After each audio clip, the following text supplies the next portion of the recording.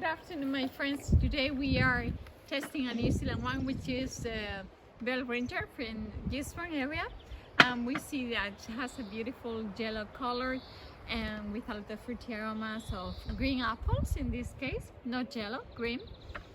We have some citrusy like lemon. We also have some lime. I do not have any lime here. We are not having battery aromas that coming from patronage. There is no patronage here in the white wine. There's also some pears, okay, which is very nice. And we do have flowers, white flowers. We smell and we do have some white flowers here. We are not having any tree smell. Some of the white wines smell trees. Of course, there's no tropical aromas because it's a lot of minerality, but we will find some white wines with pineapples and bananas, but this area is not tropical, so we see a lot of minerality more. I have here some wool, okay?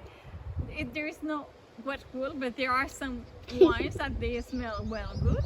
Sorry, wet wool. We have also here some lavanda, okay?